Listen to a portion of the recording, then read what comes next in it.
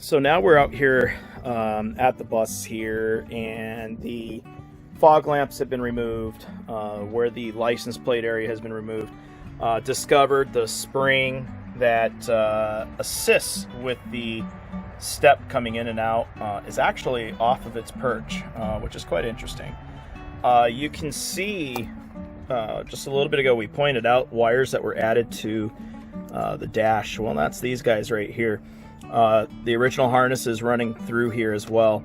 Got to watch it a little bit. You can see the original copper lines for your airlines as well runs through here. So it's kind of an important spot. You can even see some of the rust along the bottom edge here that's developed through the years, so you want to kind of clean that up as well. This bus will be fully painted pretty soon here. We're still waiting. We're still dealing with the virus of 2020. So we're still hoping that we'll get a estimate soon to blast the paint on the bus. But we have been working at trying to expose a lot of the wires. People have fooled with the turn signals, stuff of that nature. So we're going to go in here to the step area.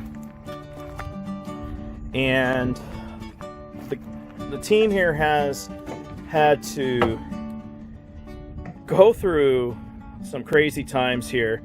About 3 days roughly of labor fighting with hardened screws, and this is the result. Finally yesterday the step came out. You can see that there's some corrosion. There's just no way this harness ever would have worked. If you put power to that, you would have a fire. Obviously water had gotten in there and corroded away all those wires. The thing we can think of that allowed this to take place is you look at the evidence on that back wall. You can see the calcium buildup, and you just follow it up, and along this edge here is some trim, and you can see that it still looks kind of rusty and crusty. Jill here is going to put in, yeah, there you go. Yeah, this was completely rusted in place. Yeah, so with the 3751s and the 4151 that this one is, you have the outside driver's vent that you can open. The only thing we can think of is because those, we understand, are prone to leakage just because, you know, the seal design was pretty poor, that it probably allowed water to come in over time, come down the floorboard there of the driver, then seep into the step area, and just natural seepage. Clearly there was no drain hole, apparently, or at least not a sufficient one initially to allow this water to drain. Now you can see the light to your right. There is a access panel that gains access to the fittings for your airlines. So if you are working on one of these buses, rescuing one of these buses, I don't know if Scott Crosby or anybody else has posted videos showing this extent. I have yet not seen any. So this kind of gives you a little bit of a background here. I know that there was a bus fully restored, and I don't recall them doing videos of this detail. But so hopefully this gives you a little insight on these Silversides. These harnesses were most likely installed prior to the final build, so they are just mean in how they did this. It was not intended to ever be replaced. Just looking at this cavity in particular. Okay, we're looking down the tunnel from the wheel well area. You can see the light from this point. It does go into your front bay area where the heating system is. You have the radiator down there if your bus still has it. So that's the light that you see. We have the service panels open. Otherwise that would still be a dark tunnel. So this just gives you an idea of where it goes. Right here you can see where the wires actually appear to go to the top side of that tunnel. There's a large clamp here As we see here, this holds the harness in place, but then it goes up. So we're gonna have some fun trying to get some of that disconnected. So the next challenge is to remove all these wires. This is a tube that also is your heating and air conditioning in the bus as well. So, you know, they try to keep things isolated, which is a bit of a challenge, as you can see, with such a small area. Okay, for those of you that were wanting to know a little more about the step mechanism for the Silverside bus, we've exposed the dash completely with the doors totally removed, as well as the dash. So this drawer that we're in right now would hold the fire extinguisher.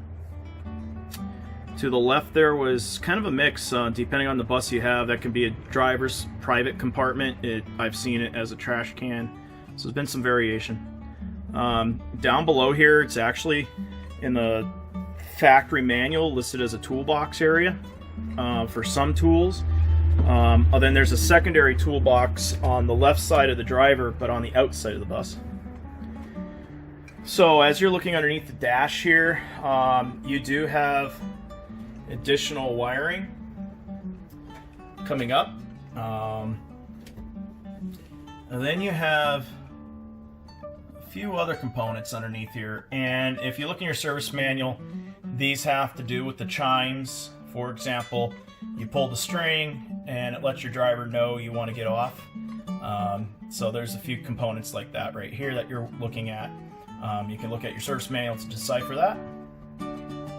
To the left of the steering column, to the left of us here, you have your little clamp there. That's your component that is actually your flasher for your turn signals.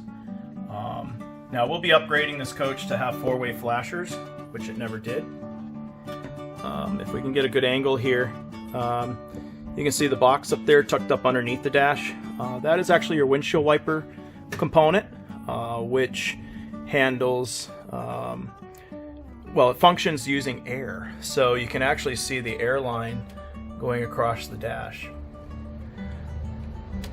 You also can see in here the nuts on the back side here for your, there we go. Those nuts there that you see are for some of your front trim. These are not easy to get to in any term. Even where this ground wire is, these are all part of the outside trim. And you'll notice that at the various levels, these are very usable for our dash, just putting it together. But yet, if we go outside, you'll see that it actually has a full function.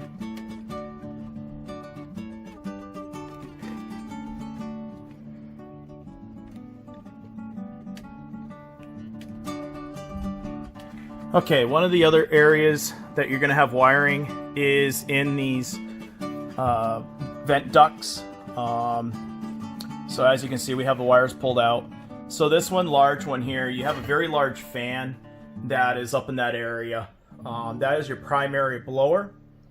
And then right here at the entryway is a small fan that is able to be directed by the little flutes towards your side windows. The same thing's on the driver's side. However, you see that additional hole. Well, that is where the thermostat is placed in one of these buses. And above the driver's side window would be the controls to, the first one to the left there is the controls to turn these fans on and off. Now to the right, that bigger hole is actually for the reading lamp, but it gives you access to the harness that wraps around to the front to your signboard and your Michigan lights, as well as your 2 corner clearance lights. One thing to note is if you plan on rewiring a coach and it does not have the original factory air conditioning generator unit, you will have to rewire the system to operate differently, and that is what we're going to do, because we are not going to use the original unit because we do not have it. So we're using a modern unit. So this from factory would be wired to actually run off of that air conditioning generating unit for power versus coming from your motor. So just keep that in mind. Some buses down here where this panel is actually have a stairwell light. That is not on this bus. This door here does have one. And one other thing is, this one's kind of rough, but we can peek through. You can see right there, there's actually a bracket, because underneath on the bottom of this door is actually where another light is supposed to be located. So you hypothetically have definitely 2 lights in this bus, but it could have had a third if it was mounted on the side of the seat. Okay, so just in case anybody was curious on what a step looks like in a Silverside, well, this is what it looks like upside down. Yeah, hold on a second, Jill. So Jill here is going to flip it over here in a second, but what I want you to see is what you're seeing first is a top step, and the center plate there is corroded. We are going to take this apart and make it where it's actually serviceable. So instead of being riveted shut, it is actually going to be screwed. So we're going to replace that completely. But there's no way to take this out other than as one single piece. So this kind of gives you a view from the back side. The dark side, if you will, because this typically doesn't get sunshine. I mean, this part here is exposed. You got to look at your corrosion. This plate is your step plate that you see here. It's actually quite thick. Go ahead and flip it over carefully. This is all stainless steel, guys.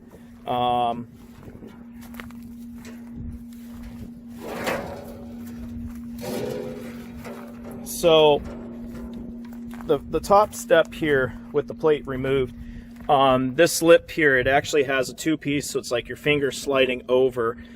So removing this back set of rivets should free it up. But you can see how corroded everything is. But yeah, you got to take this out as a single piece. Lots and lots and lots of screws. So there you go.